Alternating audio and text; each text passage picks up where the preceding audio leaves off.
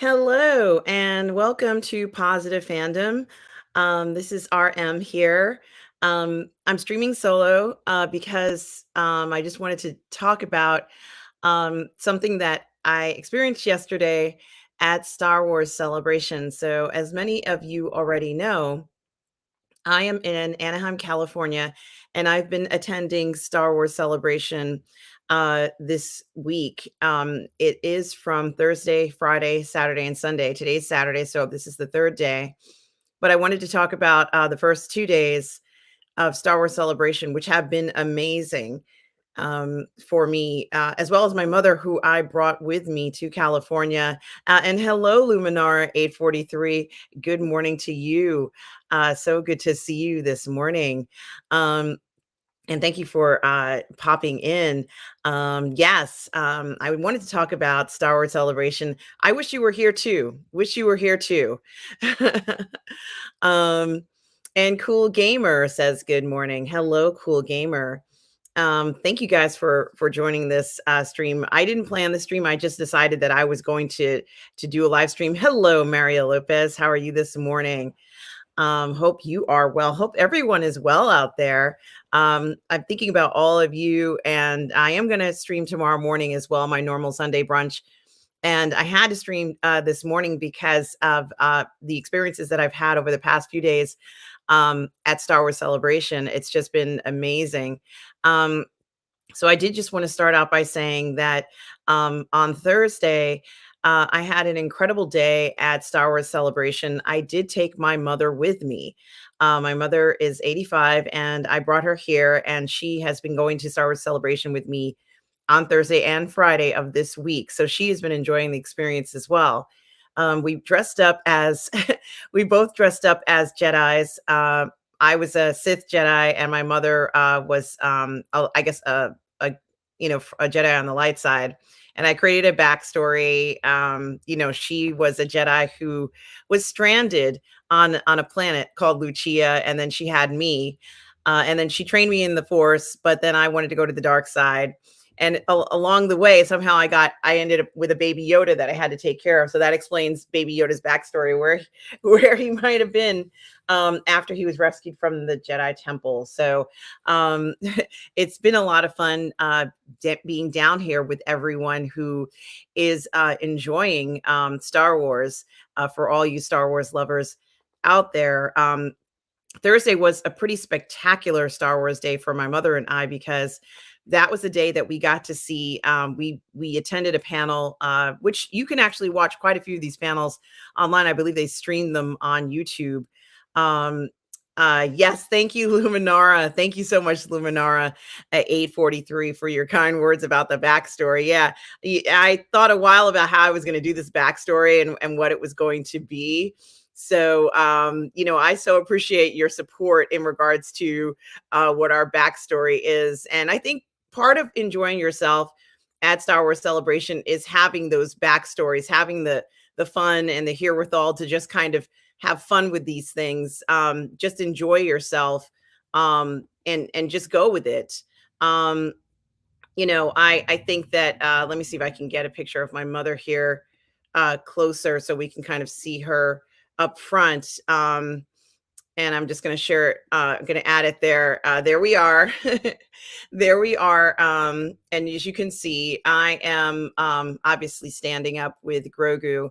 And I have my Sith robe on because I like black. So I decided that I was going to wear black there. And there's my mother, of course, in her Jedi robes. She is in a chair, so I have to push her in the chair. So, and of course, I have Grogu with me at the event. I can't remember what day that says. That might be the first day or the second day, but but I did just want to share some of it with you guys because it was so much fun to be there those first 2 days. And I haven't really, I did stream once to talk about the Kenobi series, but I was incredibly exhausted that day. And thank you for your kind words, Luminara. Thank you so much for that. And I did just want to say, Luminara, I picked up the robes at Disney. They had a few robes there. The costumes that they have for the prices were in the $50 to $60 range for the robes. I thought it was worth it. And thank you. You know, when I saw the quality, I felt the quality was great for the robes. Here's the black robe that I wore is in my hand here. It really has a beautiful design to it. If you look on the back, I don't know if you can see it, but it has just everything you would expect to see in a Jedi robe. And in the front, it has like these hanging parts. I don't know what they're called. It's important for a reason, but it's hanging down, and it really is a quality garment that I picked off just off the rack. It's actually just so you can see the tag. It says Star Wars Galaxy's Edge. So I went to Disney earlier this week. I also took my mother, a very good friend of mine, um, who you know is El Profesoro, took us around, and El Profesoro also took us around when the rest of everyone else came by, which includes Lael, Latoya T, um, and two other people who I just met that day as well. So we had a great time, and I was able to pick up these robes, Luminara, and I managed to put on one. I also wore a shirt that I picked up from the same store. It's a man's shirt. If you notice at the top of my robe, there's like a red design, and I thought the red would pop out, which it does. It looks like it does pop out in this outfit. And I thought the red would look good because I wanted to be a Sith, which I am. And somehow I'm a Sith. My mother hopes, as a Jedi, as I said, that having Grogu with me, having him will change my opinion of being a dark side user. So, um, so that's that part. And it really has been just so much fun doing this. Going to this event with her, she's been enjoying herself, as you can see there. It's just the entire event has been so pleasurable, and she's been wonderful in regards to putting up with my obsession, so to speak, or my love of everything and anything Grogu orientated and Star Wars in general. So she's been so supportive and kind and along the way. So we wore these. We wore these on Thursday, and we also wore it on Friday. Yes, I wore the same outfit twice in a row. I did, and so did Mummy. But we enjoyed wearing it. This is why we're here, was to enjoy those fun times, that we're having at the event. All this effort and waiting for so long for the event to take place. It really was such a joy to be able to have this fun event happen. And part of what we wanted to do was to be at the panels for this event. And, you don't know what panels you're going to get. You just don't know, because the panels are picked by a lottery. And so we were lucky enough to get panels on Thursday and Friday, which was wonderful because those are the 2 days that I knew I was going to have my mother with me, which meant that she would be able to go to the panels as well. So I got the panels, and we were supposed to go to one panel. We didn't make it there on time, according to what they said. So we were a little disappointed in that. It was, of course, the Lucasfilm Showcase panel, and the people that work there mentioned, that you have to be there about an hour before or even earlier. I thought that if you had a reservation, they would hold it, but if you're not there before a certain time, there's no guarantee that you will actually get that panel. So I sure hope my internet is holding up, because I'm noticing that it's very low on bars. But I did also want to say that in addition to that, we saw another panel, which was sort of with Ian McDermott, who you all know as Palpatine, and he was wonderful. He really, it was exciting to see him talk. And let me see if I can pull up the photo for that one. I really enjoyed seeing him. No, I didn't ask any questions. Sadly, I wish I could have asked him some questions. He, was just so incredible, Luminara. I was just so pleased to be there, and just to be able to, I guess more or less have the chance to even hear what he had to say. But no, I didn't ask any questions, and he was such a perfect gentleman. Honestly, it was just so wonderful to hear what he had to say while we were there. So I was just grateful to hear what he was saying. And hello, BC, aka the New Dark Shadow. Hello to you. As I mentioned earlier, I'm talking about my first 2 days at Star Wars Celebration, and uh, my experience with my mother, and how we did make it to at least some panels. We were lucky enough to get selected for some panels, so that was great, and we enjoyed it immensely. But there were so many other things that were there, and I don't really necessarily want to play this video with the volume, but all those fun things that you expect to see at Celebration when you're there, these sort of astromechs that work, and you get to kind of interact with them, and they talk. And I haven't edited any of this video. This is video that I took just to kind of get a look. And I'm sorry for the roughness of the video because it is really rough, isn't it? I apologize. But these astromechs, I guess apparently you could control them with an app, some of them, or interact with them. And they do have different personalities, as they've said. I know a lot of you guys have gone ahead and done that, but it was nice, really cool to see the astromechs kind of rolling around everywhere while we were there. So I have to say, in between the panel of hearing Ian McDermott talk about how he created the voice for Palps, and he made an interesting point about how Palp would always have a plan B. And he certainly did have a lot of plan Bs, or different orders, if you will, depending upon how things would work out. I know everybody knows Order 66, but there's a bunch of other ones that he has as well. I don't know what they do. I can't remember. But hearing him talk about the experiences, and he's absolutely charming. He's so charming. I could see how he could be this charismatic character as the Emperor. And they had a nice green screen shot of him with Hayden while they were filming. He said that his favorite scene, or one of his favorite scenes that he filmed with Hayden, was the opera scene, which we all know when they're in the opera house. And that's when he kind of hooks Hayden Christensen's character, Anakin Skywalker, to the dark side. And it is quite a hook, because it seems like a very serene and peaceful event. But in actuality, what's happening is that he's seducing him. It's a seduction. So I really like that. And he was just such a gentleman, so wonderful. It's only an hour, but you do want to keep them there longer, don't you? You want them to stay for hours and hours. Hello, Captain Bazzino. I sure hope you are doing well this morning or evening, depending upon where you are in the galaxy. Hope you are well. And I'm talking about my experiences of the first 2 days at Star Wars Celebration. I also went to another panel called Fandom Through the Generations. And I thought to myself, yeah, I probably should attend this, because I have a channel called Positive Fandom.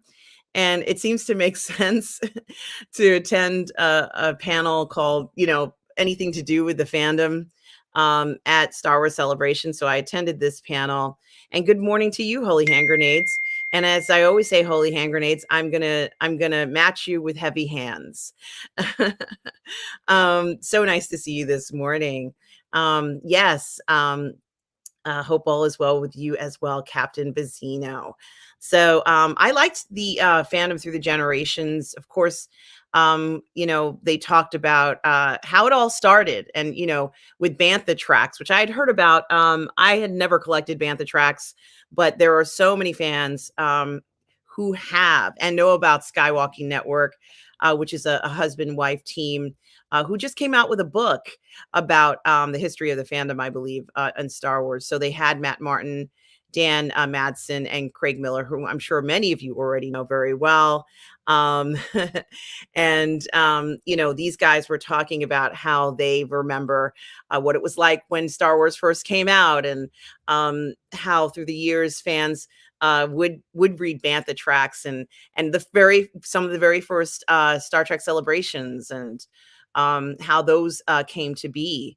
And so that was very interesting to look at that, and also to acknowledge that there are fans who are around now that enjoy Star Wars in its different forms, not just in the original um, trilogy that some of us may know very well, or more than others. But I did like that they kind of acknowledged that for sure. So I thought that that was something that was very important to say. And I think the book. Let me see if I can zoom on it. Um, zoom on it. I just wanted to go in closer. The book that they wrote is called "Today in Star Wars History." Sorry for this person's head. So they wrote a book called "Today in Star Wars History," Part One, and it is available on Amazon. So if you're interested in finding out more about that, I am, because I'm interested in the fandom in general. But that's where you could find that bit of information. So after we went to that panel, I knew that we wanted to see or find out how we could go to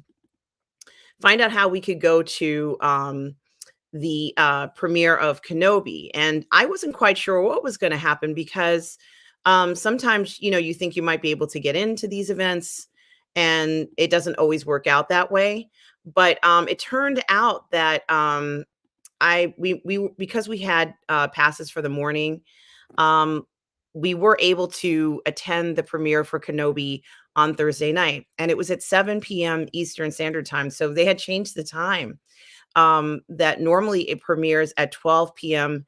I think 12 p.m. Pacific Standard Time, which is 3 a.m. Eastern Standard Time. Normally, I'm accustomed to getting up at 3 a.m. in the morning and watching the premiere of a Disney Plus show at that time. I mean, it's incredibly difficult to get up at 3 a.m. I admit that, but I've been doing that and have been doing that for almost a year, and it's been tough. It's been very tough. And so this was one of the first nights where it's 7 p.m. And you can see when you entered into this event, they put down a red carpet. And suddenly I thought, gee, if there's a red carpet, there must be stars here who are going to be at this event. And I was right. This is kind of old news by now, but it was just so exciting to see what was happening. And I just want to see if I can pull up another. I don't want to waste your time with seeing stuff you don't want to see, or stuff that's overly redundant. But it was just so amazing to actually be there at this event. And I personally was absolutely thrilled. And I'm going to just maybe play some video. I'm not going to play the sound of the video, because it's too hard to hear what I'm saying, and I don't know whether there is music in the background. So rather than get in trouble, I don't want to get in trouble for playing a video that has music in it. So but here I am, kind of haphazardly walking my mother, um God bless her, for allowing me to bring her to the premiere. And excuse me. You can kind of see me walking around a little bit. I'm so excited at this point. And because I've suddenly realized that there's going to be stars here, because they put out the red carpet, and I can barely contain myself. I was so excited at this point. But it really was amazing to be there to see this event. And they gave us popcorn, and they gave us a bunch of things. Hey, Popsicle. Good morning, all. Good morning to you, Popsicle. Welcome, and I hope you're well. Captain Bazzino says, it looks amazing.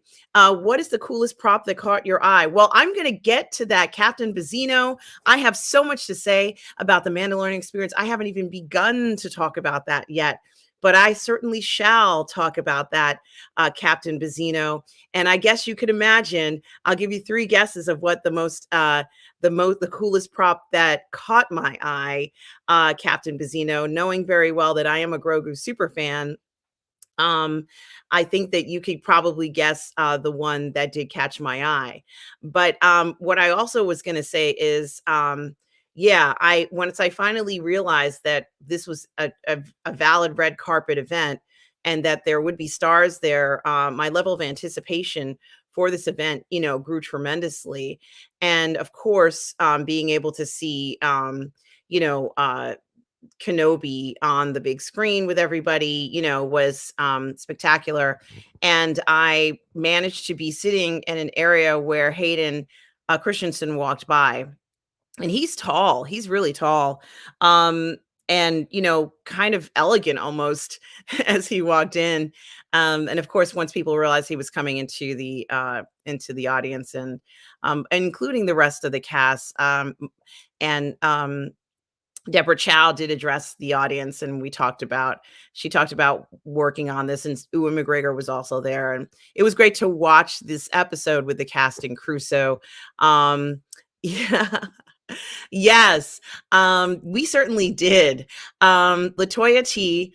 I haven't even begun to talk about the Disneyland experience we had, because that's going to be a separate video where I have to tell you, we had the most incredible time. And of course, this is our Uncivilized Scoundrels crew that Luminara 843 is talking about. I had the fortunate experience of meeting my Uncivilized Scoundrels co-hosts and friends at Disneyland earlier this week as well. It was the same day that I picked up the robes from Star Wars, from Galaxy's Edge, rather. And that day, I piloted the Falcon, with help, of course. I wasn't the only pilot. Latoya T was also a pilot. And it was just such an incredible experience. As a team, we all went into the Millennium Falcon, and we flew it, and we were sort of like spice runners. And it was just the coolest thing I've ever done. I certainly am going to have a separate video on this, Luminara 843, about that for sure. And we will certainly be talking about that on Uncivilized Scoundrels, this whole experience, which has been so amazing for so many of us over the next few weeks. Rest assured, there will be a lot of discussion about it, because this is probably one of the best Star Wars themed trips I have ever taken in my entire life. So there is so much to talk about this, Luminara 843. Luminara says, I love Hayden. Maybe this buzz around him will get him to make another Jumper movie. Luminara 843, I love Hayden too. I love him. I think he's fantastic. I would love to see him in another Jumper movie. I think he could continue his career, and I would continue to watch his films. I also liked him in Life as a House, which was kind of a little bit of an offbeat film he made with Kevin Spacey. I thought it was a beautiful film. He really does have a different spin on how Hayden could do films. And I would actually like to see Hayden in a romantic comedy. So there, I said it. I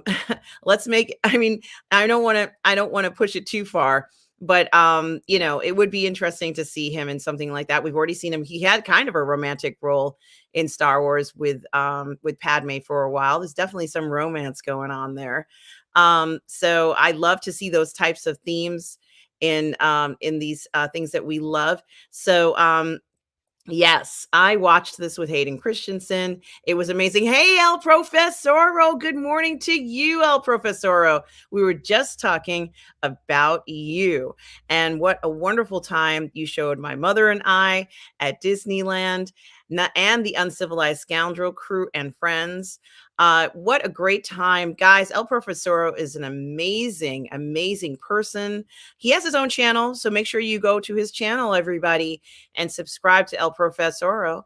But he is also just a fantastic person to know. I am so grateful at how kind he was to my mother and I at Disney, and just in general. He's fantastic. Good morning to you, El Profesoro. I hope you are well this morning. And it's so great to see you.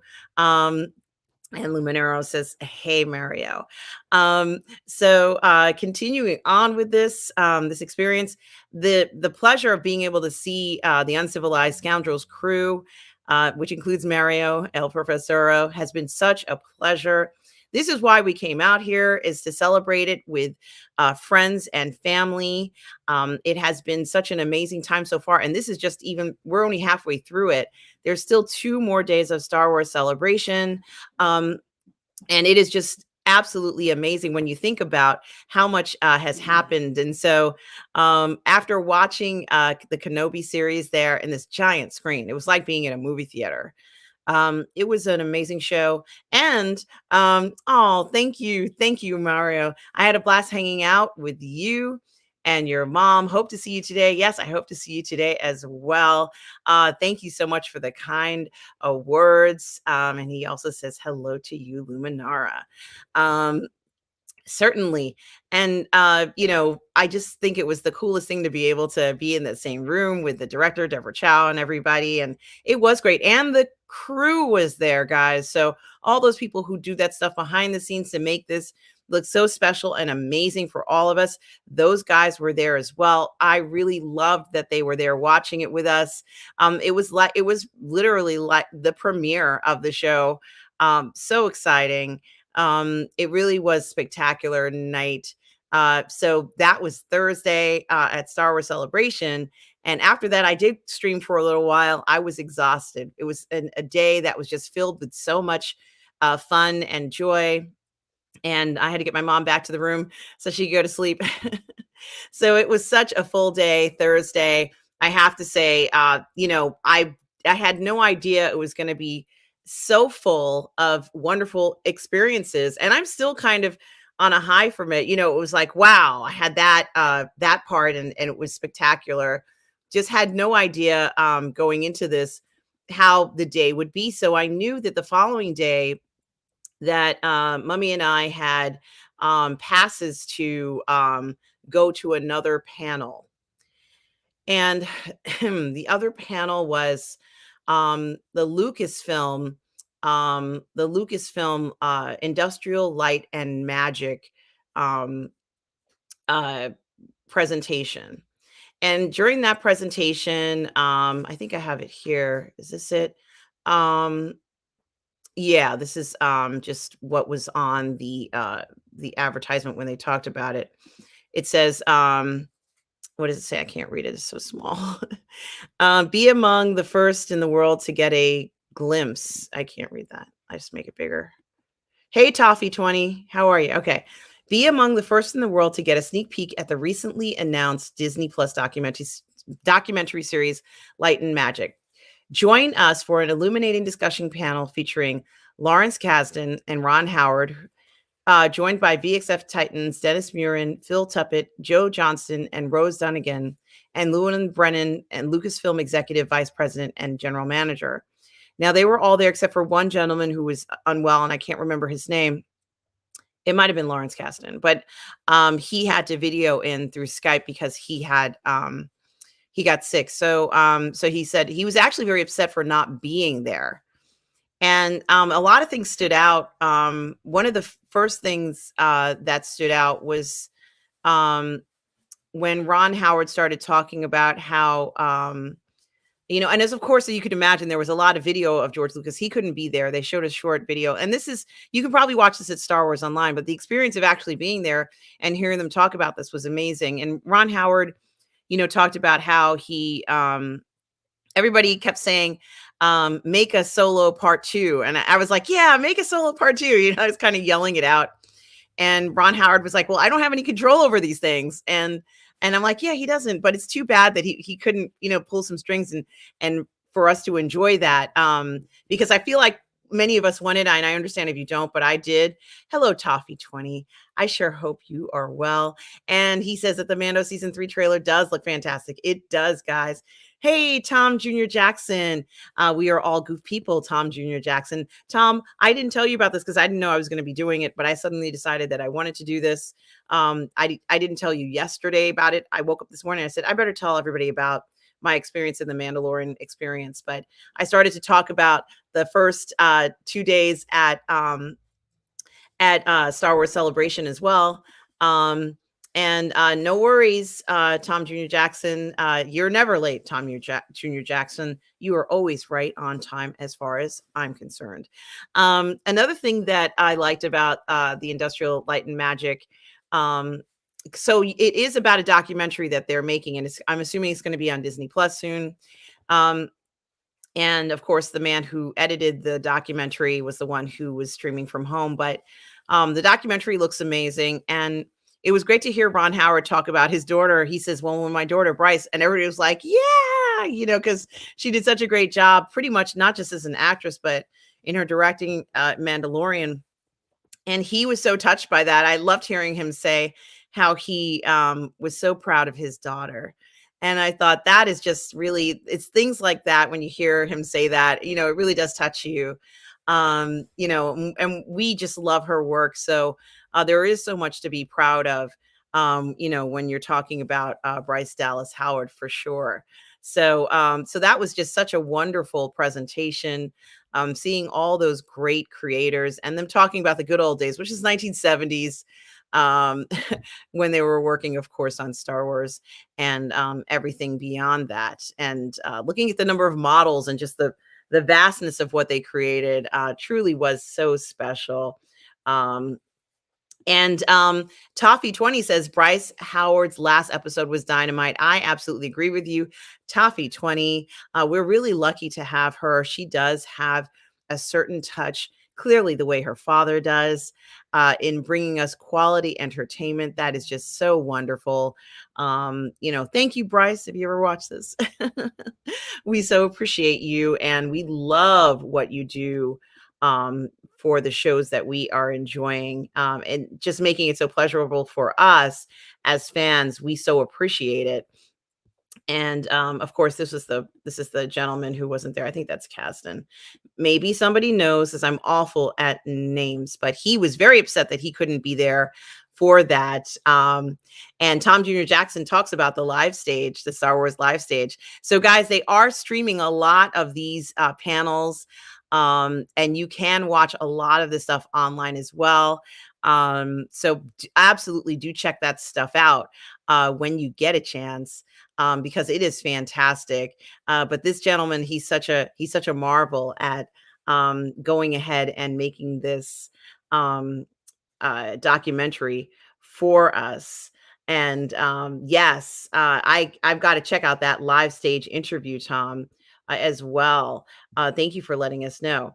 And so then after that, I knew what was coming up.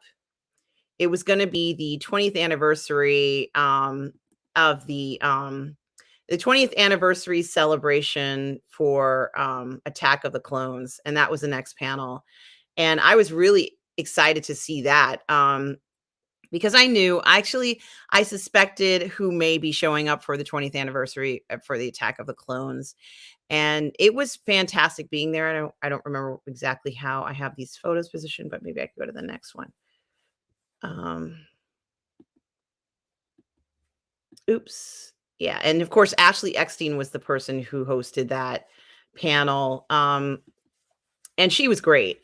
I thought she is such, an icon for Star Wars, for all of us. And of course, Anthony Daniels was there.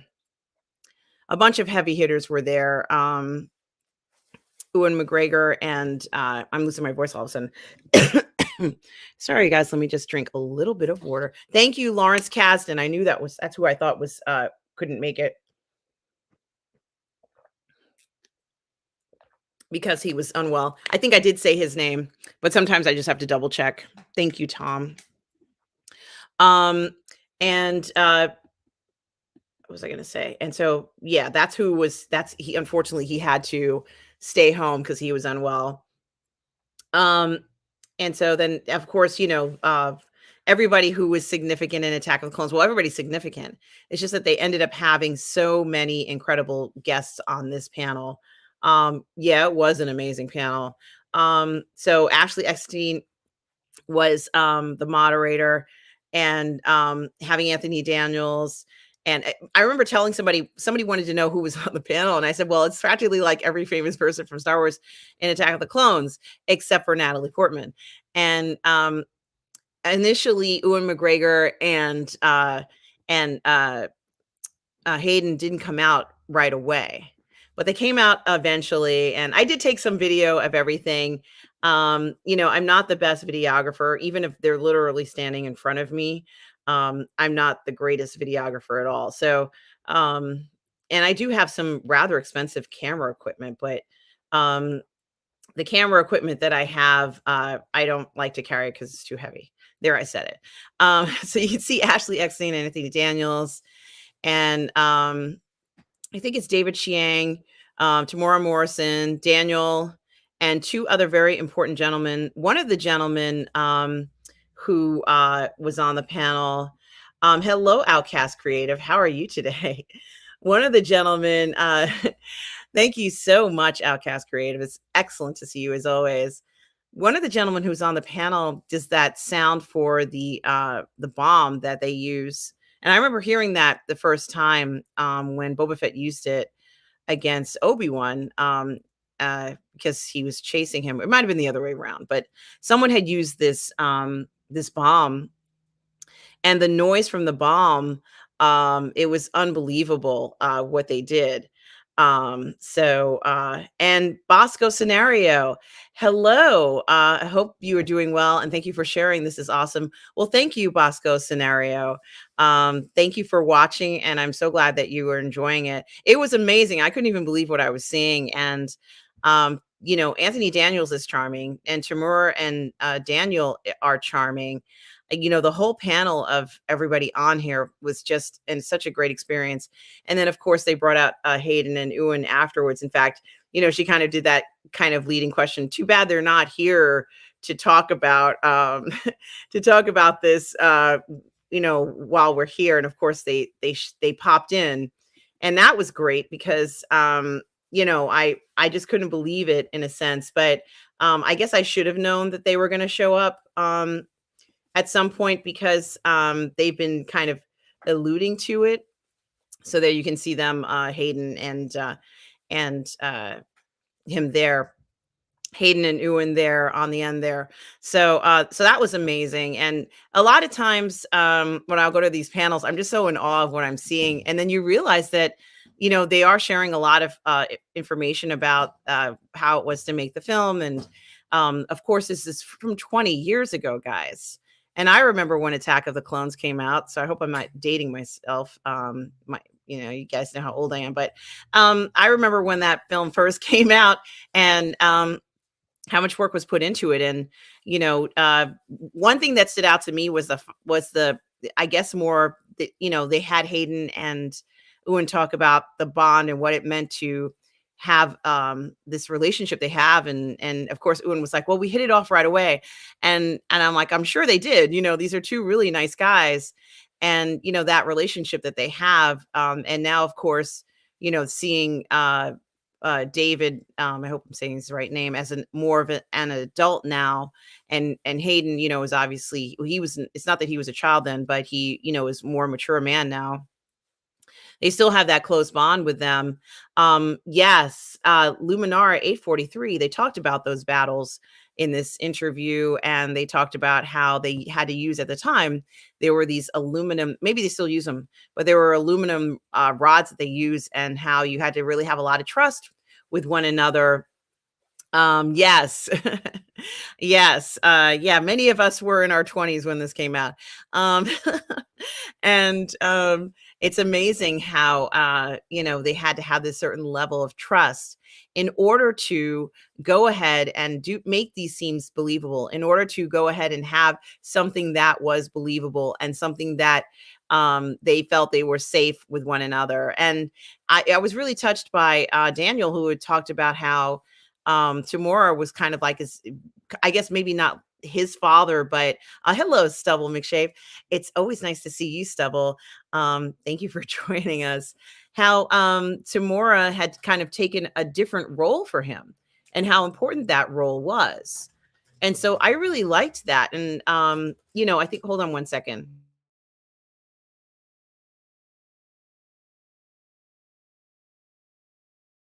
My mom is making noise in the background to tell her she forgot I was recording. So, are you okay? I guess I am. Okay, great. Okay, love you.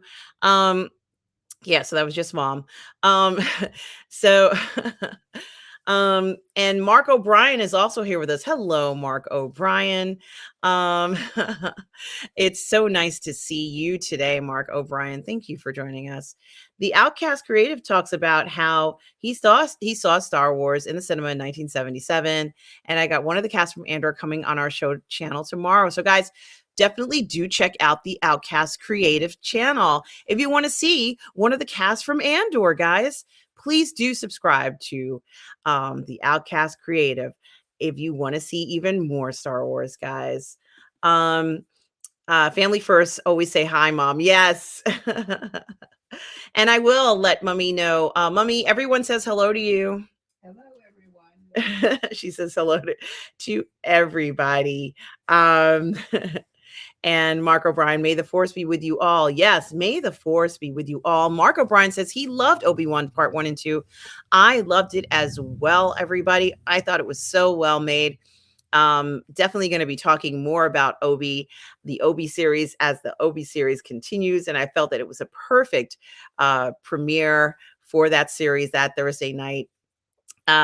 Outcast Creative says, thank you for the shout out. Of course, guys, please do subscribe to the Outcast Creative. And as he said, they're going to have somebody from the cast of Andor on their channel tomorrow. So if you want to learn more about Andor, absolutely go to the Outcast Creative channel, guys.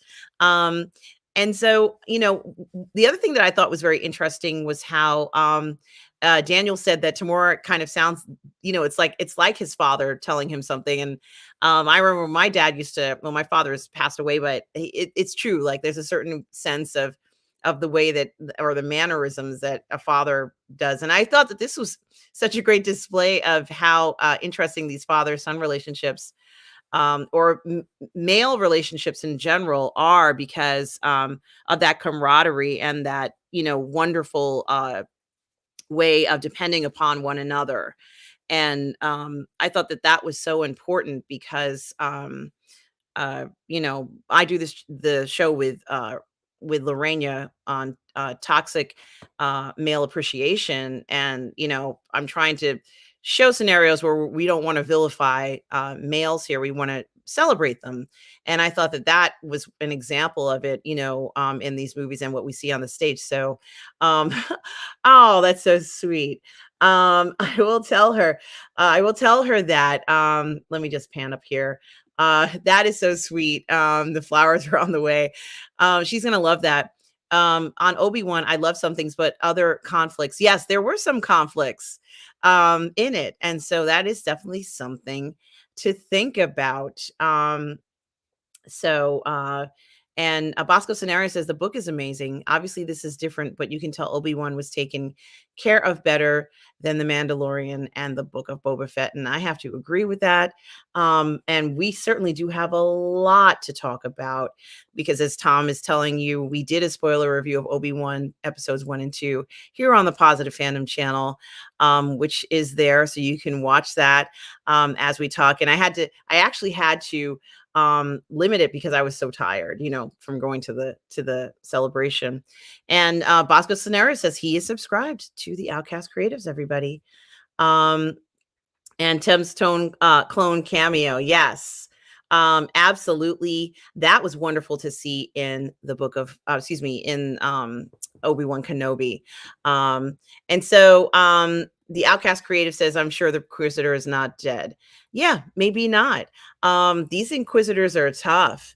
There's so much that we are going to find out. And I'm so glad they showed us more than one episode, aren't you guys? And that Andor trailer was amazing, wasn't it? And Obi-Wan, also the direction on the chase scenes was very poor. Okay, I hear you. Zacharat 315 says, howdy art and chat. Well, howdy to you, Zacharat 315. Yes, the Grand Inquisitor does need a bacta tank. And here's the Outcast Creatives YouTube channel. Guys, please go ahead and subscribe to them. And thank you for those who have already done so. And so, as this panel continued, and as I said, the guy who made the sound, that is the bomb. I don't know, the detonator thing that they used, that that I can't speak, that Boba Fett tried to destroy Obi-Wan with in Attack of the Clones. I love that sound. Like I've rewound the video a few times just to hear it over and over again. And so it's, he talked about how just to create the silence before the sound, the explosion, it's kind of like it sucks all the air out and you can't hear anything. Yes, the sonic charge. Thank you. Thank you. Thank you, Bosco Scenario. Yes. The gentleman who is sitting here, this gentleman, I don't know. Can you see my cursor? Can you see it? I don't know if you can see my cursor, but it's the gentleman on the left. He created the sonic, I'm sure with a team, the sonic charge sound. So that way, when we heard it again, remember we heard it in the Mandalorian series, because Boba Fett, I think, used it again. And I think that's what happened. Sorry, Jango Fett. Jango Fett used it in the series. That's when you'll hear it. So, and of course, Boba Fett does use it in the Mandalorian. So both Jango and Boba Fett use it, right? Okay. Um, so, um, what I was going to say is this panel was amazing. And I was actually just so stunned by what I had seen at that point. Yeah, it was great to hear it again because we all recognized it, didn't we? See, these little things make a difference. Even the sound quality and things like that make such a difference to have something like that. And so, a panel like this, was incredibly important. Now, when this panel ended, and this is the Basco Scenarios channel. Hello, Basco Scenario. Guys, do subscribe to the Basco Scenario when you get a chance. Certainly do check that out. There was another panel that came on that we could have stayed for, and we didn't because I wanted to go to, and it's already 45 minutes into this. I wanted to go to something called the Mandalorian Experience. And so I didn't have, they send you like a notice that says, hey, in 15 minutes you can go.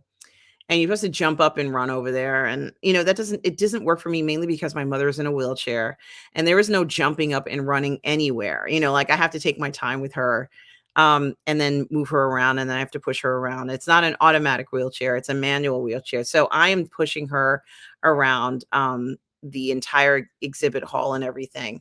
So I didn't really get a chance to go ahead and uh, kind of like do those things because when they send you the notice, it's kind of it's not that it's short notice. It's just that you get a notice and it might say, your time is coming and you have to take care of this. And, it just wasn't really ideal for me to be doing that.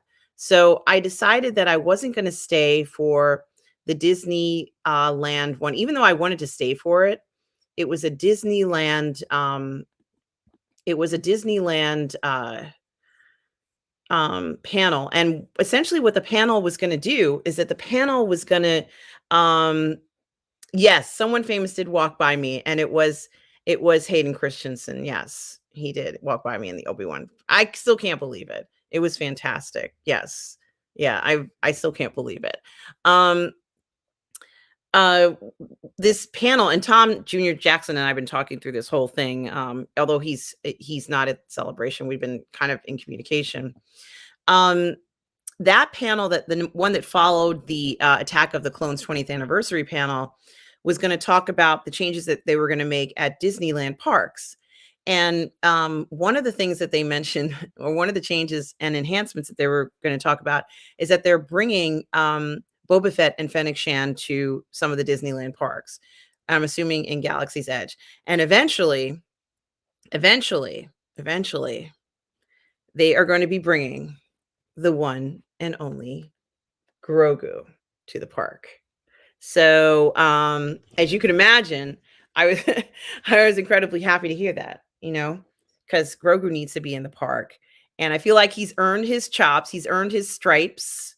He's absolutely the coolest, cutest creature, that they've had for a while. There are other creatures, Um, and yes, Tom Jr. Jackson, that was a fantastic panel.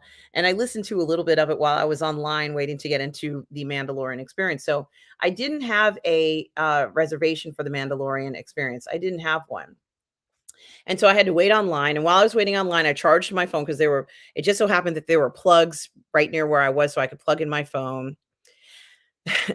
And I was just so happy that to hear that news that was coming out that he was going to be there. Because as you know, I am a Grogu super fan. And so I said, okay, I'm just going to go ahead. Yeah, maybe they'll bring in Yaddle too. And of course, it's going to be Galaxy's Edge, Mando and Grogu. True. So they're going to be adding new characters to Galaxy's Edge, and I think that that's makes sense. And I think that it's long overdue, and it's going to be amazing. And so, I have to be honest with you guys. When I heard about the Mando experience, I had no idea what it was going to be like. I read the description of what it is, and like when you read the description on the Star Wars app, because there's like there's an app, and then it brings you to this. And it'll say, what does it say? Event panels and events. No, that's not it. Exhibitors. It might be under exhibitors. Anyway, when you read the description, and I don't have it in front of me now, so I'm sorry about that. It pretty much says something like that you can attend this, and it'll be fun. They have displays of originals and stuff like that. But I have to be honest with you.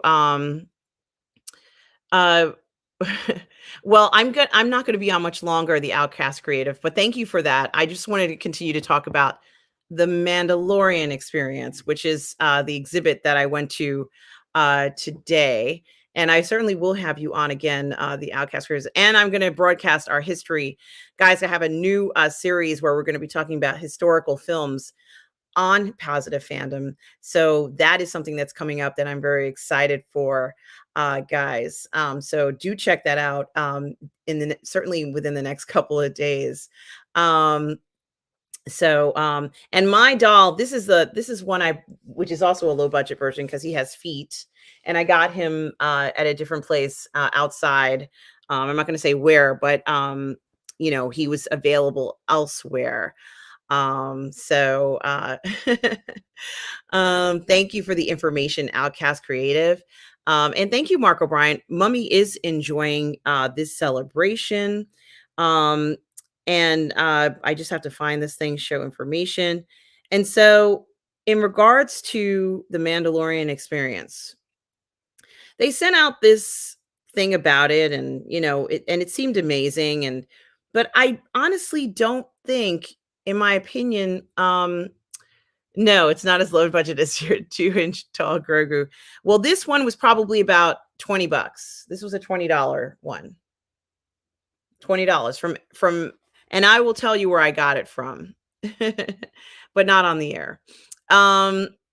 Yes. Oh, nice. Wow. Gary Bonjo's Sandwich, Worthington. I hope you are well, and thank you for joining us today. Looking like Grogu getting a Beskar Pram season 3. He definitely needs one, guys, because he is not out of danger. He's still in danger, and he really has to be careful. So I'm glad they're getting him that. And let's hope that no matter what happens, Din is able to keep him safe. And I'm just looking to see if I can find, geez, it's a lot on there. It doesn't say where it is. Of course, when I need to find it to show you guys so I can explain what it is, like what is the Mandalorian experience for those of you who are wondering.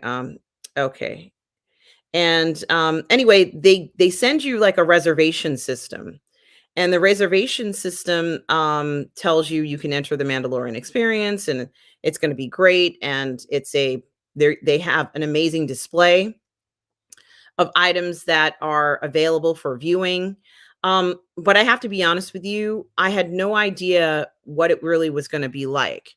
And sometimes they'll tell you that it's going to be amazing and there's going to be this spectacular demonstration. And you really, honestly, I really couldn't grasp the entirety of what this experience was going to be like for me personally. For me personally, um, and something that I think that no, I don't have any hint given of the future Mandoverse. No, sorry. But, what I was gonna say is when I got to where the Mandalorian experience was, one of the first things that I noticed or realized was that these were the actual props that they used to film The Mandalorian. So, that meant a lot of things because it meant that we would be seeing, the actual costumes that were used in the TV show of The Mandalorian, which definitely is gonna be an exciting, thing if you are a fan of The Mandalorian. I know not everybody likes The Mandalorian, but, what I was gonna say is that something that I noticed, very specifically is how authentic and how great everything looks. And Mark O'Brien, it was amazing. This is legitimately the R2 that was used during the filming of The Mandalorian. And R2 looks fantastic. And I've never actually gone to an exhibit where they had the actual models that were used or props that were used in a television show. So, you know, that's something that is, Mom, can you not answer that? Okay. I don't know where it is. All right. Well, just let it ring because I'm in the middle of recording. So, and so, while they did say that it has an exhibit, as I said, Tom, it is true. Yeah, it's different props and things. Um, it doesn't explain the context that they will be shown in. In other words, I've seen different places where they'll have a museum and the museum will say, hey, we have a collection of stuff from the movie. And you'll see the stuff from the movie and it looks nice. And a lot of times it'll be like what you're seeing here, where R2 is kind of shown and displayed, right? So R2 would be there. Oh, thank you, Outcast Creative. That's so sweet. Um, a lot of times it'll show you something like what we're seeing here, where you'll see R2 and R2's kind of, he's in a box, right? And you can see him and he looks really good. And oh dear, they're so persistent. And so, um, like for example, even the next shot here, if I can get to it, let me see. Sorry about the phone. He's another character from the show. If you remember, John Leguizamo played this character as Mando was searching for other Mandalorians, and of course, they're showing you the mechanics of how it works. It was amazing to see that, but that's not what took my breath away necessarily. Hey, single songwriter, how are you? Um, I hope you are well, and thank you for joining us. From what I've been watching, it looks like a good trip and so much to take in. There is a lot to take in. Oh my goodness, there is so much to take in with this. And as I said, like I said, I read the description. The description says very much what Tom is saying. It's costumes, props, weapons, masks, and stuff like that. And a lot of times when you see stuff like this, you go to exhibits and they'll have them out. But this was a little different for me for a number of reasons. And Joker J, hello, Joker J. I hope you're well today.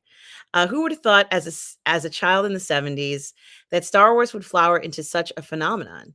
It's been with me from the start, and will be with me until I'm what does it say? Mail away spirit of okay.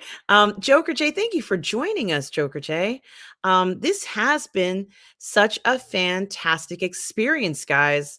I haven't even begun to tell you what I kind of like. I cannot like. I'm so excited about.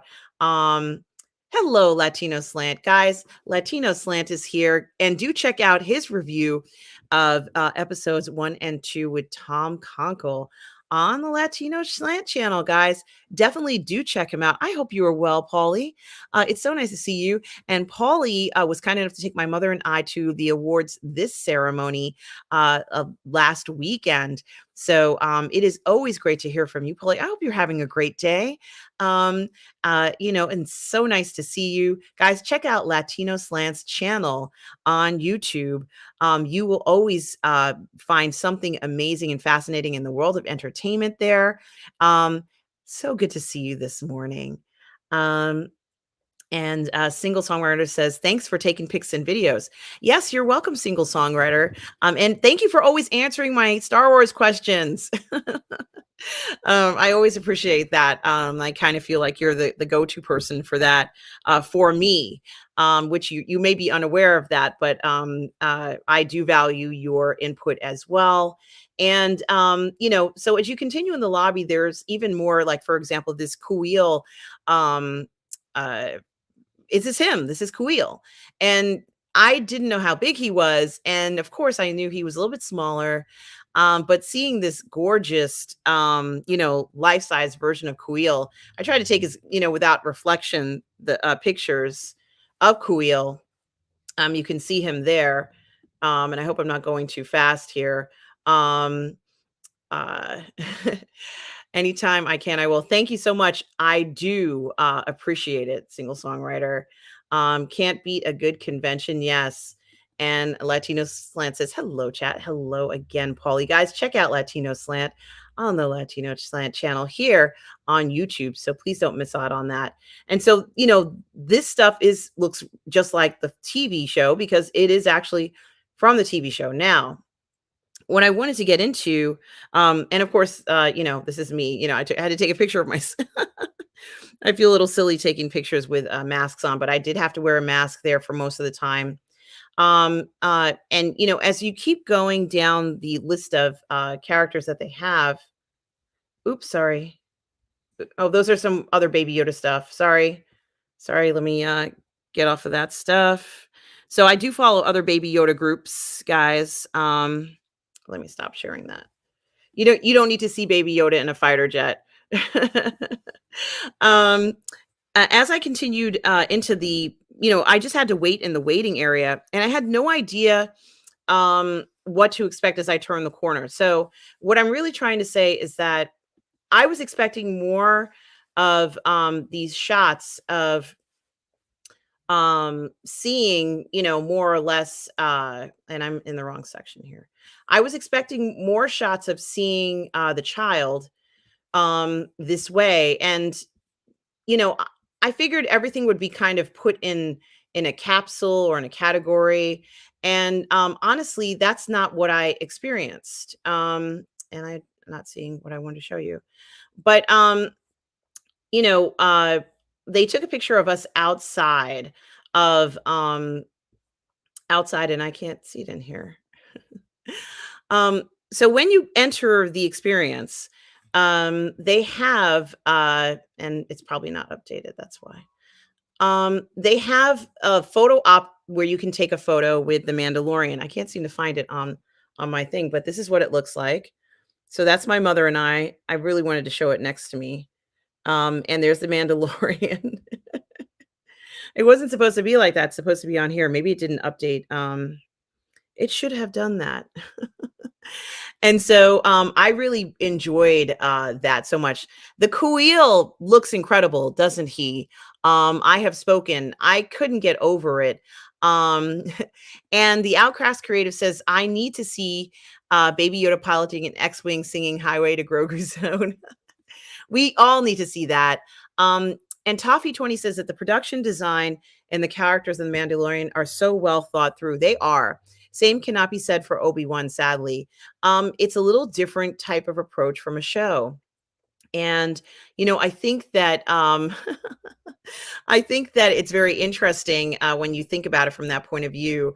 Um, and Tom Drew Jackson, thanks, Tom. That was taken from Top Gun Maverick. Apparently, Baby Yoda asked for too many macaroons and didn't make the final cut. What is the best Star Wars themed food you've tried so far? I haven't had a chance to try any Luminar 843 because my mother has dietary restrictions and we haven't really tried a lot. We did have breakfast on Main Street with El Profesoro. We also did eat at one other place, and I didn't care for the food at that place, but it was a nice restaurant. So I haven't had any treats, Luminar 843. And I've had to watch other people's treats. Um, so yeah, yes.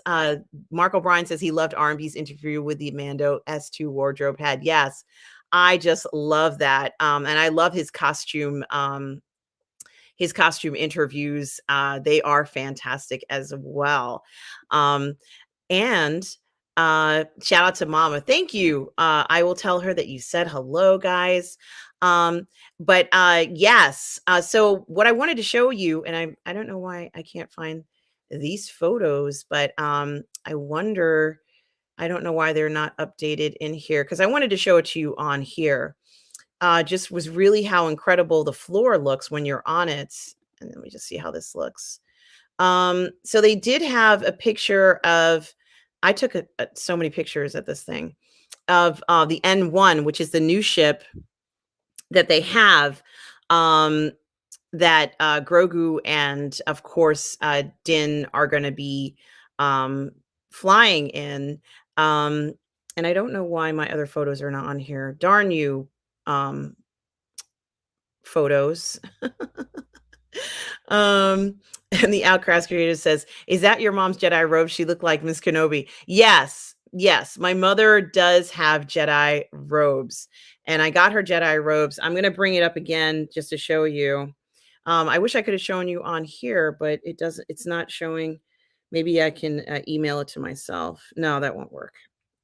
Let me just show it on my phone, which was not the plan. You guys were supposed to see it like a nice full screen shot of my mother and I with Jedi robes on, but I'm going to take that out for a second and go full screen. Yes, my mother is in Jedi robes, and there she is. And that's my mom sitting there. I bought her Jedi robes. I'm wearing Jedi robes, and I have Grogu. He's actually just on the side of my hip there. I carried him around through the whole thing. Um, so sorry for the low quality, but RM, thank you, Comics for Fun. Plays, thank you so much. Mark says, best part of the convention is meeting fellow fans. Yes, I did meet a lot of fellow fans. And Tom Jr. Jackson says, Galaxy's Edge is vegan and vegetarian. Absolutely. And Mark O'Brien says the Naboo Star Cruiser. Wow. Yes, Mark O'Brien. Yes, yes. I knew what you meant, Mark O'Brien. Yes. It was things like that that were just so amazing. And here's another one of me at the Experience, next to Mando, more or less. They had a sort of a Mando photo op. I wanted to show these on the bigger screen, but it didn't work out that way. Anyway, so as we continue on, they have the models, the smaller models of the N1 and a lot of the other ships that they use. Oops, wrong way. In the Mandalorian, there's the smaller Razor Crest. They had it illuminated a very different way. And I'm sorry, that's some of the other fighters that were there. But like I said, when I went in there, I was expecting to see things like that. They had an actual cockpit of the Mandalorian, the cockpit that they film Grogu and the Mandalorian in. So I really wish you could have seen that one. Maybe I could play it. This is a video. So they have the cockpit. You know, why can't I say this? Cockpit. This is the actual cockpit that they filmed the Mandalorian TV series in. And there you can see the Mandalorian himself sitting there. And then, of course, Grogu would be sitting in the chair behind him. So this is the actual one used in the TV series right there. And you can see it in the Mandalorian Experience. So that was something that I was not expecting to see. I didn't think they were going to display that.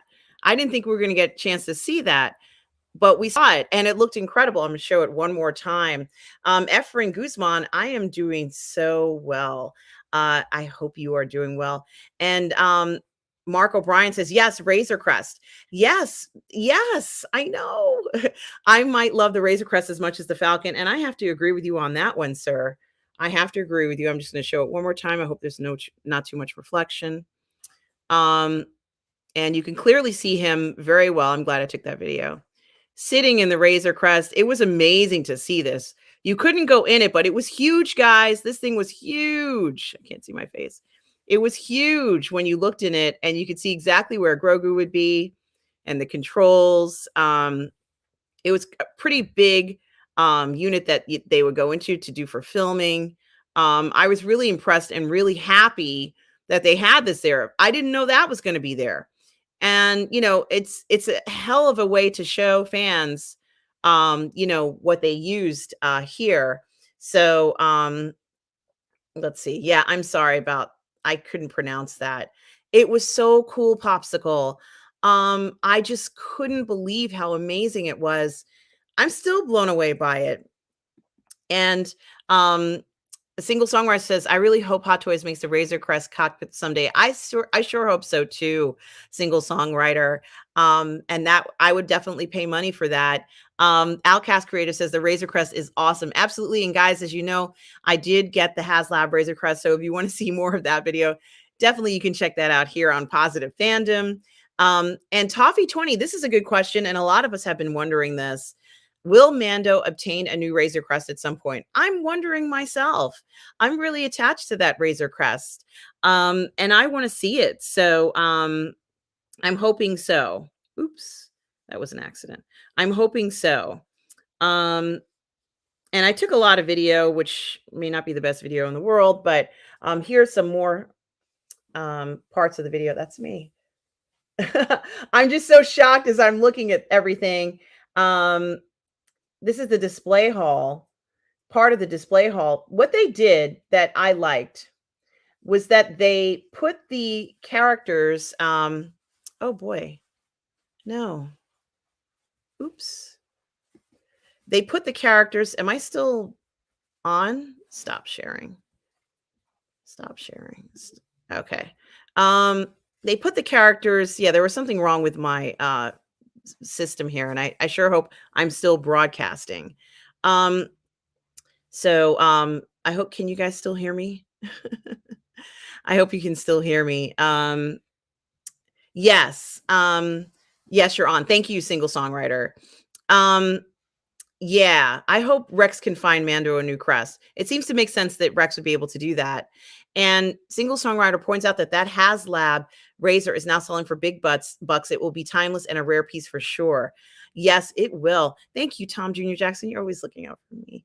And thank you, everybody, for letting me know it's still on. My computer was acting a little funny. And then, so what I wanted to say was that I noticed that what they decided to do was to show these characters in a certain context, meaning that while there were some wonderful displays, I also noticed that they were starting to show displays of the characters, and this one didn't come out that great. That's the Mon Calamari, who, kind of throws him. The color doesn't come out nicely in here for some reason. I'm sorry about that, guys. They showed the Mon Calamari, which was incredible looking. This was supposed to be like a side by side, but I'm on a different computer. And like what I expected, there were props and different things like that. There's the container that contained the Beskar. I saw the real Beskar that they used, on the television. And they also had the artist artworks, a lot of that you saw at the end of the television series when they would show you the artists' renditions. A lot of those pictures were there.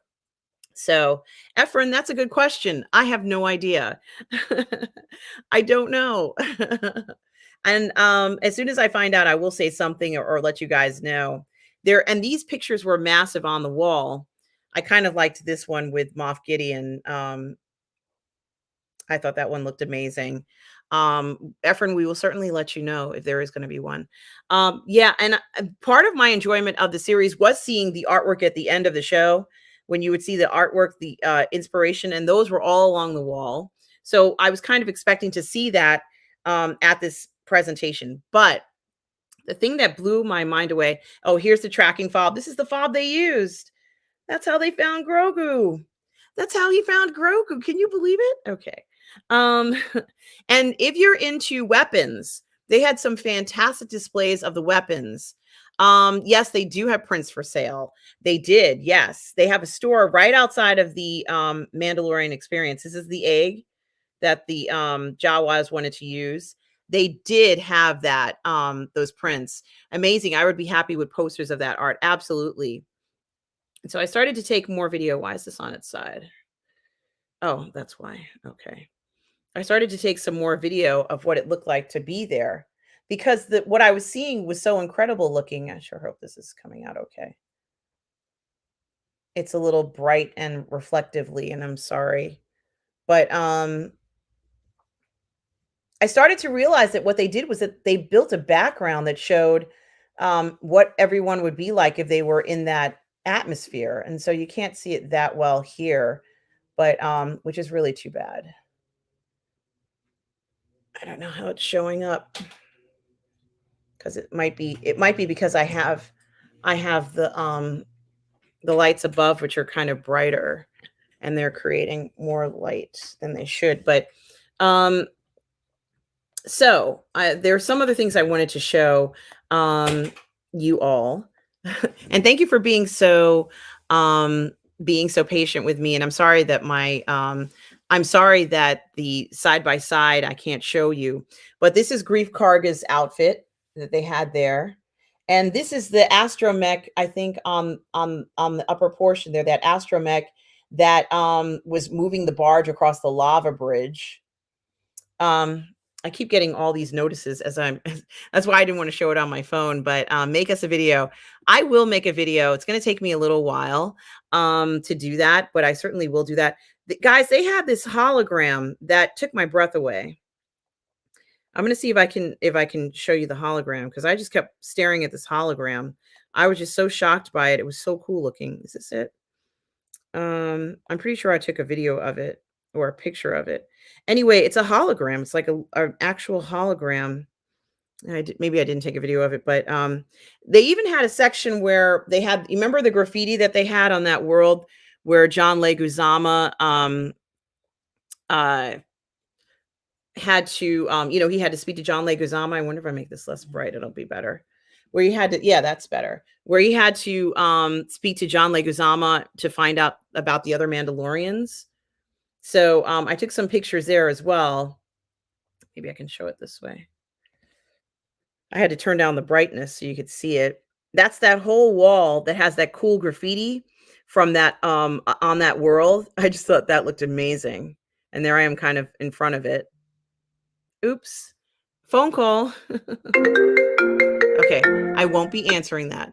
The droid that Cara Dune blasted, yes, that's what that was. And she had to blast it because that droid just kind of like had lost it and wouldn't follow directions anymore. So let me see if I have some other shots here. And I kind of took a panorama shot of that room. Let me lower the oops. I keep getting notices from different phones and everything. Here's another picture I took of the hall. So they put these gorgeous costumes and things in front of these scenes, but the ones that I really want you to see are and you can see this costume here. In the setting, it looks incredible. It looks so incredible. Um Yes. Hey, Loco Lou. How are you, Loco Lou? I hope you are well. Guys, yes, please hit the like button. Thank you, Loco Lou. I so appreciate that. Um, and let me just zoom through some of these. Uh, and of course, I had to grab my baby Yoda and take a photo of myself in front of us. um, and I promise you guys, next time I will make sure that the computer I'm on does this properly. Guys, please subscribe to Loco Lou. He has his own channel as well. And certainly do check him out. Yes, it does have that. Um, okay. Oh, awesome, Loco Lou. Now here's one of the other, I can't remember what this is. Um, items that they had there. I can't remember what this is. Just now. I know you guys know what this is. That's one of those death soldiers. They were massive. They were huge. It was really scary looking. And this is him if you look at his eyes really close. Um, yeah, I don't know what my schedule is like, today, Paulie. I'm not sure. I have to figure out what I'm doing. So I need to get my act together. Um, and then, let's see. They had the crate dragon model. That's the crate dragon model, that they used, its head there. Yes, a death trooper. Thank you, Gary. Thank you, Gary. It looked scary. It was terrifying. I wouldn't wanna be near that death trooper, I can tell you that much. That would scare me to death. And here's the crate dragon model. You can see that there. The detail is gorgeous. Yes, Death Soldiers before green lightsabers. And thank you, Death Trooper, and thank you, Single Songwriter. Then some of these displays just took my breath away. There was a Sand People display, and I have to say that they should get an award for this Sand People display. Um, it had a bantha in it. This is kind of like what it looks like. I zoom in as much as possible.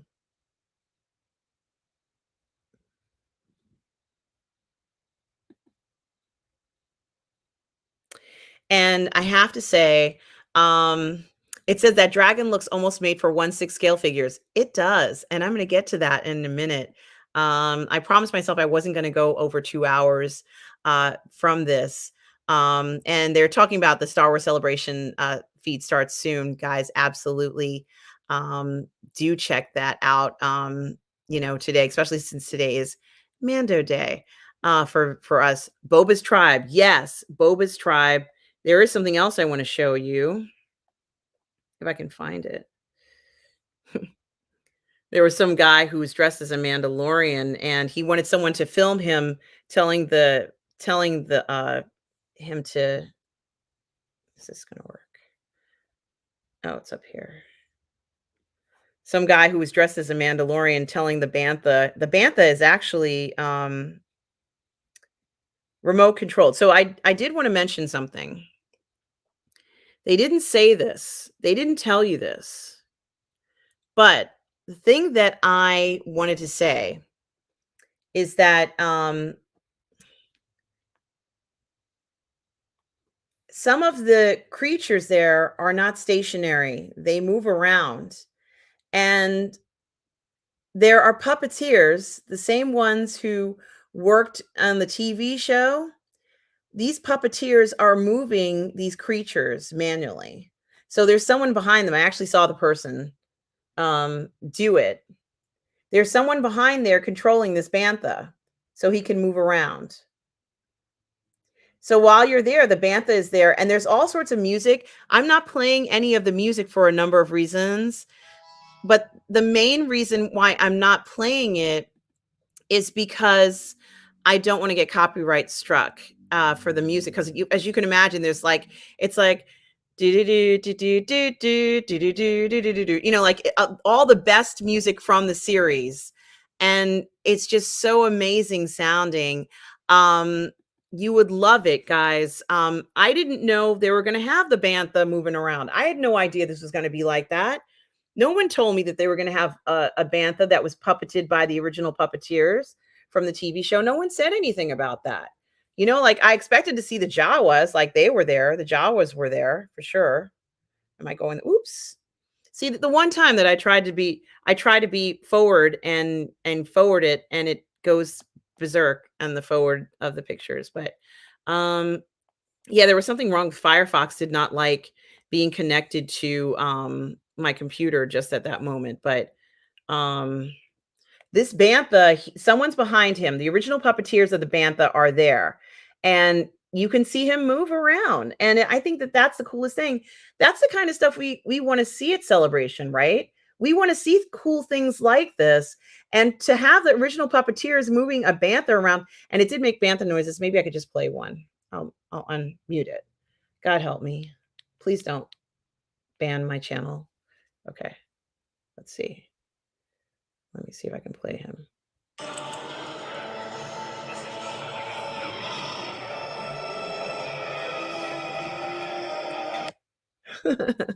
So it didn't make that much of a noise, but what I was going to say is I wasn't expecting that either.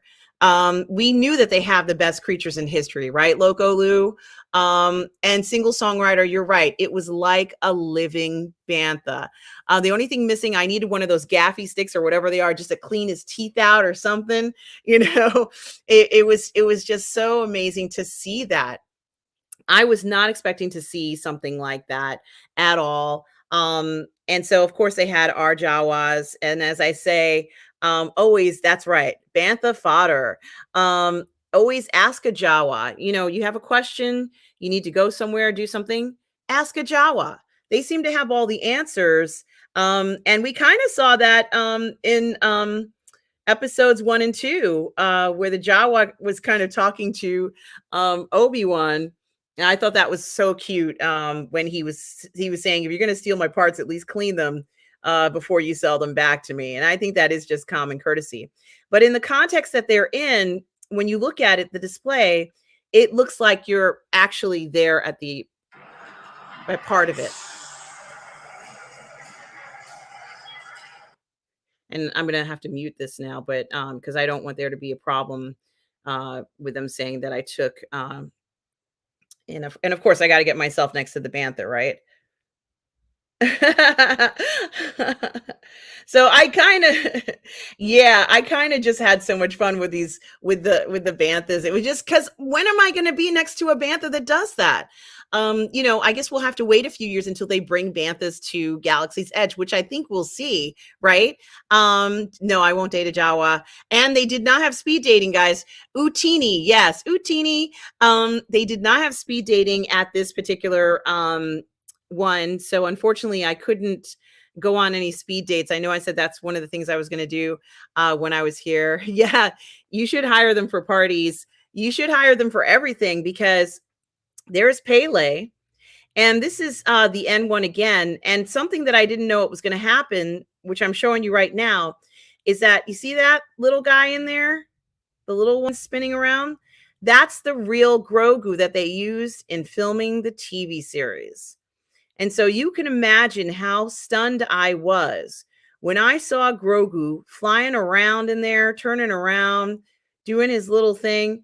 Guys, I had no idea, absolutely no idea, that I was going to see one of the puppets that they use to film the TV show. And yes, it is operated by the puppeteers at Disney. They're doing it. These are the guys who do it. And I was just so shocked. I was just yeah, I wanted to take him out. You see him waving around? There you can see him waving. I had no idea, guys, no idea that Grogu, hi Grogu, hi sweetheart. Hello, honey. We love you. Hi, honey. Hi. They're actual puppeteers. They have cameras. They can see where people are. And Grogu waves to you guys, waves to you while he's in the Naboo fighter. So there are so many cool things at this exhibit. And yes, Max Rebo is in the background. And I took pictures of Max Rebo. And I'm going to get to that too, Tom Jr. Jackson. I had no idea that Grogu was going to be in there. And I have to be honest with you. You know, all this time I've always wanted to go. My point of going to Star Wars Celebration was because I was in search of Grogu. And here is the actual Grogu. He's not a copy. This is the one they used in the TV series. This is him. And I was just so blown away by the fact that it's actually Grogu, the real Grogu, you know? And I love you, Grogu. But the real one in the TV series. This is him. This is the little guy who does a little jumping around and all that. That's one of the puppets. I think they have 3. And there is someone right now at the show who's controlling, you know, they have cameras from what they said. There's someone right now from the TV show who they hired to control and show what's going on there. In other words, there's someone inside of the Naboo racer, someone, an engineer, a puppeteer, right now, who is looking around, as he's there, who's looking around, looking at what everybody is doing and seeing where they're standing around the Naboo fighter. And when you stand around the Naboo fighter, there's a person inside who's watching to see if you're near the front or the back or the side. And if you're in the front, the back, or the side, wherever you might be, they'll turn Grogu to you. And there's Pele. I just have a little bit more of Pele there. He is alive. Grogu is alive in the Naboo fighter. And yeah, Mark O'Brien, guys, I just can't even get over my reaction to this, because when I realized, if you see how real he looks, it's because it's actually him. This is the one from the TV show. He looks real because it is him. That's him. That's Grogu in the TV show. That's him. That's our little guy. Look at that. Look at him waving. Look at him. And I had such an emotional reaction to this because I wasn't prepared. No one told me, guys, that it was going to be the real Grogu. So, I mean, this is why I came. One of the main reasons why I came to Star Wars Celebration, because I was in search of Grogu. That was the thing. Because I figured if I couldn't find Grogu at the parks, which he will be at the parks eventually, but if I couldn't find him at the parks, maybe I would find him at Star Wars Celebration. And guess what? I found him. So, I can't go on about how special it was for me to see Grogu. He was such a little character. He's there. He's actually pretty close to Mando. If you look, they're actually pretty close. You see Mando's right there, and he's in the little top part there. They're not far away. It looked kind of far away. That is a $2 million Grogu single songwriter. Yes, it is. And he does need a cuddle. He needs a little cuddle there. And Tom Jr. Jackson, I'm going to get to Max Rebo in a sec. Right when I wrap this up in a few minutes. Guys, I can't tell you how amazing. Excuse me. And Mark O'Brien, you're right. It is the ILM team. It's the actual ILM team. It's them. From what I heard from one of the organizers there, that they wanted to make this the most special and impressive Mandalorian exhibit on Earth. It was like you were walking onto the set of The Mandalorian. That's how I would describe it. I have never been so impressed with a set and display in my entire life. And it just, when I saw that, and when I saw he would wave to you, and the guy says, yeah, he's actually waving to you. They have cameras, they can see you're looking at him, and he's looking at you. I'm so blown away by this. I really got so emotional because I love Grogu so much. And I was like, yeah, he really looks like him. And he's like, that's actually him. That's him. It's not a replica. This is what was used in the show. That's him. So I guess what I was going to say is, I'm just blown away by it. No one told me that he was going to be there and there. I mean, can you imagine if I didn't go to the Mandalorian experience and I had missed this? Whew. Okay. All right. I'm going to breathe. I'm breathing. I'm going to take a sip of water. There's more. I have to show you more. And thanks, guys, for bearing with me for this past hour and a half. I know you guys have stuff to do. I just was so blown away by what I was seeing. And I wondered why it looked so good. Right, Mom? There's the armorer, and you can see Black Chrysanthemum there. The armorer. She looks gorgeous. As always. And I think she was there. Emily Swallow, who plays her, was there.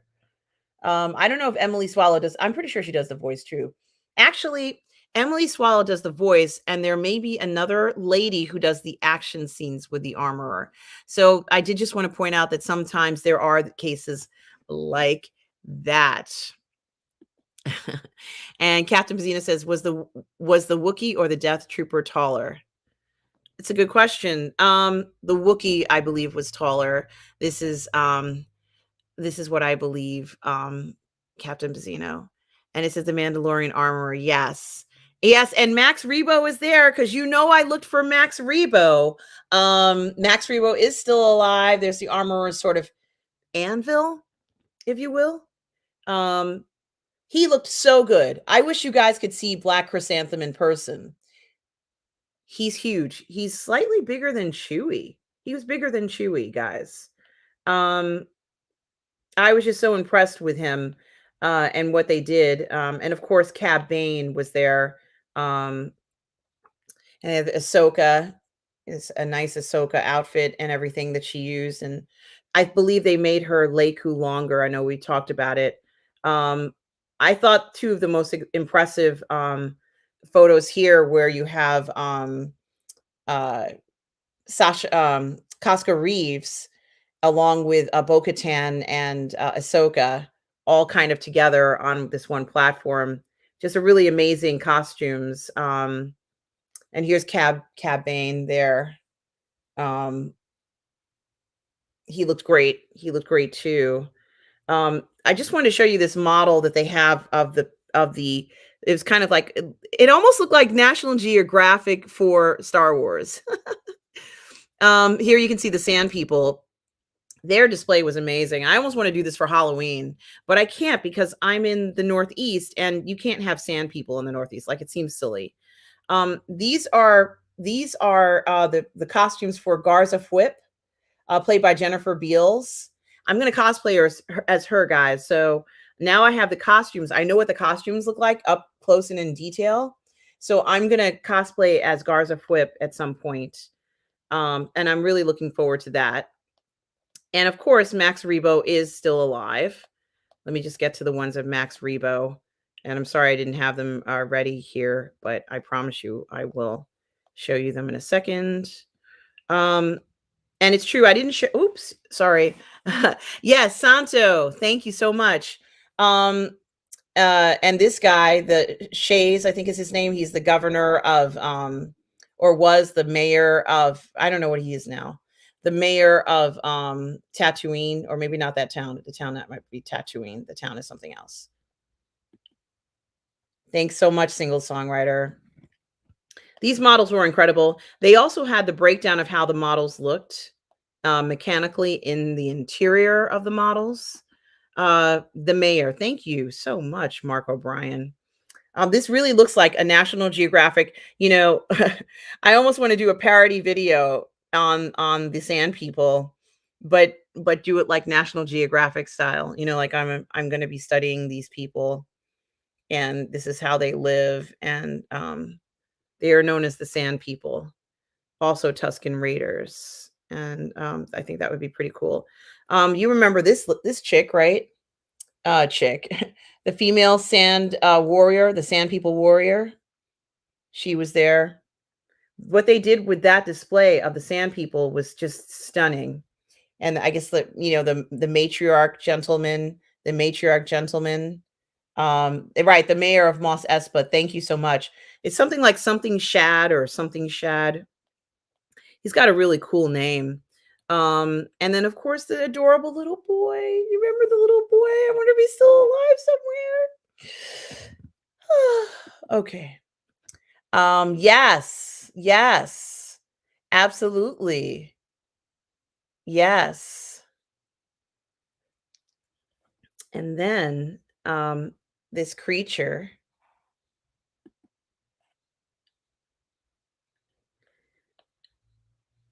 Look at this stuff. Look at how cool this looks. I wish I could show you the whole display the way I have it on my pictures. And I might go ahead and make a video as you guys are asking me to make it. Even the head, you remember how Boba Fett killed that other creature and they had the head? The head was there. Just even this photo alone, the amount of time it took for them to create this, I mean, this is the set. It looks, to be honest with you, I enjoyed it in the TV show, but it looks even better on the set, because you can see the concept of what they were going for. And they also had a picture of Boba Fett's throne, so to speak, with Fennec Shand. I didn't really get a great photo of this, but there's the throne. There's of course Boba Fett, and there's Fennec Shand and his throne, and I thought that looked pretty cool. Guys, there was so much in this display. I guess maybe I spent a few hours there. Put the light on and let's see. I couldn't do too much. And you recognize this guy from Jedi Fallen Order. I think it's him. Or it might not be the one from Jedi Fallen Order. This just might be the one from the TV series. So, and of course, Max Rebo, because he is still alive. And he looked great. Max Rebo looked great. I was glad to see him there. As you know, I love Max Rebo. I think he's so sweet because he's so blue. I just want to give him a hug. Don't you want to give him a hug? Okay.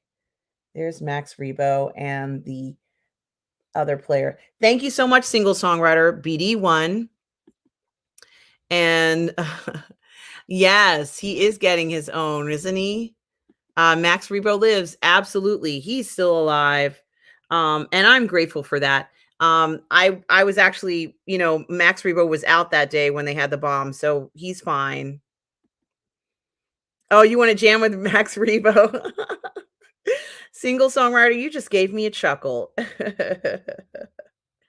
So, I wanted to say, after all of this, after having seen the most incredible display pretty much of anything I've ever seen in my entire life, and you were talking about 1/6 scale figures, guys. This was part of the, I guess maybe the palace section, and they have a 1/6 scale figure, which I thought was very funny. There, of course, that's a 1/6 scale figure of Mando. So there has to be some reason why they have a 1/6 scale figure there. And I said, it's for us. It's for 1/6 scale figure lovers. But that was one of the entrances that they used, I guess, in the show. And that is a 1/6 scale figure that they have in that miniature version of it. After everything was said and done, after seeing, realizing that I'm seeing, oh yes, where you can build BD1, absolutely. That's going to be a great Lego set.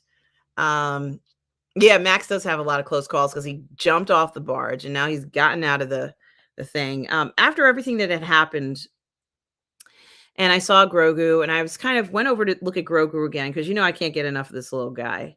I'll look at Grogu forever. I was standing near the Naboo racer.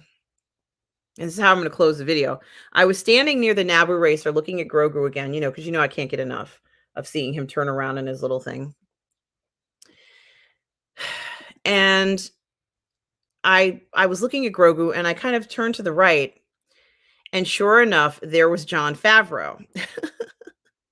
Now, from what I understand, Favreau stops by the display of, don't hold me to this, but from what I understand, from what I've heard, he stops by the Mandalorian Experience every once in a while during the daytime to see people. No, nobody's coming here, Mom. I'm just talking to people online. Okay. So I'm standing there, I'm looking at Grogu, and as I'm looking at Grogu, I look over to the right and I see somebody kind of like, he's got a mask on, but his eyes are beaming, and he can see everybody going, wow, and it was Jon Favreau. So I turned to the guy who works there because I was talking to him because he's part of the team. It's part of the team that made the show. I turned to him and I say, is that Jon Favreau? And he says, yeah. And I said, I'm like, wow, I didn't know he was here. And he's like, yeah, he stops by every once in a while. He wants to see how people are responding to the Mandalorian Experience. And I thought to myself, oh my God, that was so cool. So I got to see Jon Favreau at the end. I didn't go over to him because there was kind of a crowd around him. But that also was kind of like the icing on the cake. And, if I had a chance to speak to Jon Favreau, it made me think about this. What would I say to Jon Favreau if I had a chance to speak to Jon Favreau? And thanks, Marks O'Brien. Need the Return of the Jedi deleted scene where Luke gets the band in a skiff. I'm looking for it, man. Mark, it's hidden somewhere. It's on the cutting room floor somewhere, right? We're talking Mando. Hail Artem. Hello, Joker Voice. And guys, Joker Voice has his own channel. So please do go and check out Joker Voice's channel and subscribe. Please subscribe, guys. So good to see you, Joker Voice. Always appreciate you stopping by. Yeah, so as I was saying, right when I realized that at some point I was going to have to leave this incredible display. And it also meant that I would have to leave Grogu. And it was hard. I didn't want to leave him. He looked so happy in the cockpit, though, waving around and saying hi to everybody. It really got to me. I didn't want to leave him there. Yeah, I will go and speak to I would like to ask him to come on to my podcast, but I also don't like to bother these guys too much too, because they have lives and stuff to do. So Popsicle, I will go over and speak to him next time. I will do that, but I don't always do that because I feel like a lot of people will be doing that. And if it was just he and I in one room, I might go over. Anyway, what I was going to say is that, guys, this was, yeah, that might be something I want to say. At this point, I realized that, this is kind of like one of my dreams come true, came true at the Mando Experience. And, I didn't know that was going to happen. I didn't know I was going to see Grogu alive. I know that he's part of the Star Wars universe. For me, I love this character. So yeah, it was like it was a transformational experience for me, because I didn't know I was going to see him, and I saw him, and he looked well, and he was adorable, and I didn't want to leave him, but we had to leave, and it was very emotional for me to kind of walk away from him. So what I was going to say is, if you love The Mandalorian, if you love Boba Fett, if you love, and they also have a heavy infantry. Was it the heavy Mandalorian? They have a heavy Mandalorian too there. If you like Mandalorians in general, if you enjoyed the Sand People in the Mandalorian series, if you like Banthas, if you like the N1 fighter, and if you like models, and if you generally enjoyed the show of the Mandalorian, you need to see the Mandalorian experience. Now, for me, this was life-changing. This was, yes, it is so cool that he's making appearances at the experience. I felt like this was something he wanted to see, people's reactions. He was happy. Like, his face was happy when, and as I told you, they described it as displays and everything. I said, "Oh, that sounds nice. I'm sure they'll have like a nice this thing." The way it was felt like you were walking onto the set of The Mandalorian. That's what it felt like. And guys, yes, Vizsla, I think he was there. I think he was there. I think he may have been there. But Jack Lumen, hey, how are you today? Good to see you. I just was so blown away by this. I'm still very emotional about it. It was better than what I thought it was going to be, and I didn't know I was going to see Grogu, and that's what I came for, was to see Grogu and really to see the other fans and kind of enjoy it, because there were a lot of fans who were like, "Oh my god, I can't believe what we're seeing." And the people, the Imagineers, the ILM guys who were there, I spoke to one. They're very proud of what they've done with this. And like I said, this was the most amazing display I've ever seen in my life. Yeah, so it was like incredible. It was spectacular. It was everything I wanted in a display. It's like a dream. Thank you, Stubble. Thanks, Jack Lumen. Joker Voice says, I still believe that John is one of the exceptions in current Hollywood creative class that actually look to entertain the fans. I miss those days. Yeah, and Tom Jr. Jackson says, check out Joker Voice's YouTube channel and subscribe, guys. Please go to Joker Voice and subscribe to his channel. Please check it out, guys. I just thank you, Jon Favreau. Thank you for whoever was. Thank you for the ILM team for making this. They're not going to see this, but thank you. This meant so much to see this. I can't even. I just, just so emotional about it because it's what I've always wanted to see. And now that I know he's coming to the parks, it's a little different. But up until that point, it's been like several years, so we haven't been able to see Grogu. And for someone who like I've been wanting to see Grogu, and I saw him. I saw Grogu, and he's okay. You know what I mean? Like and that particular model that they use, which as I told you was used in the TV shows, he looked very real and adorable, and those facial expressions. God bless you guys at ILM. Thank you for making him so real, look so real, and letting us enjoy all this fun stuff. And so I would say that if I had to describe the Mandalorian experience, yeah, exactly. Single songwriter. Thank you, Jon Favreau, for creating the Mandalorian show. And may there be several seasons ahead. Yeah, thank you, Jon Favreau, for just doing something so amazing. And that's what they need to add to Galaxy's Edge is yes. Yeah. Yeah. Yeah. Definitely. They definitely need to do that. Tom Jr. Jackson, you hit the nail on the head because I was just so blown away by it. And guys, do please subscribe to Joker Voice as I throw that in there. Oh, you'd be surprised. I posted YouTube reactions reacting to her episode of Book of Boba Fett, and they're listening. This is a win for fans, small win, but it's in the right direction. Yeah. Well, you know what? Say what you may, not you guys, but for those of you who may feel a little despondent about Star Wars right now, you won't feel despondent about this display. This is why we go to the parks and want to have these experiences.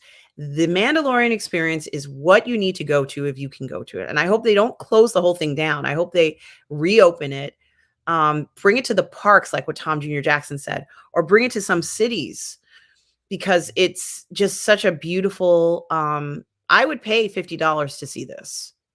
I would pay money to go. I mean, obviously I did pay because I went to Star Wars Celebration, but I would pay $50 to see the Mandalorian experience. I would pay that separately again and again and again.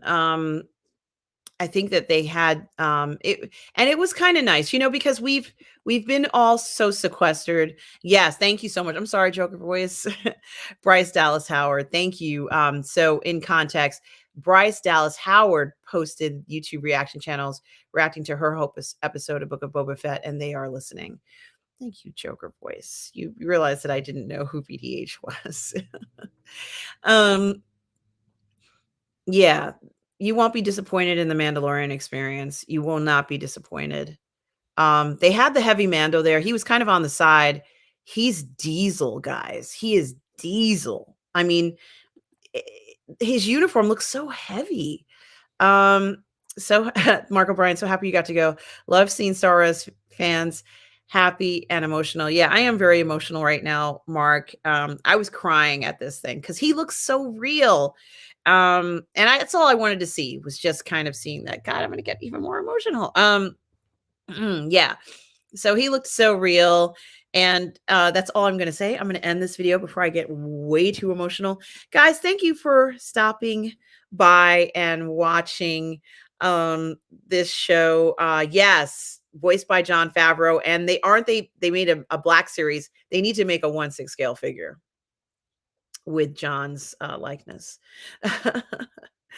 Thank you so much, Mark O'Brien. This thing meant so much to me, and just thank you. Thank you. And thanks for sharing your experiences. Thank you, Popsicle, for stopping by. I'm so glad you enjoyed it. Thank you all for coming. And thank you, Tom Jr. Jackson, for your support, my collaborator, as always. We are all goof people. And guys, if you get a chance, please check out this thing, guys. Please don't be despondent in Star Wars.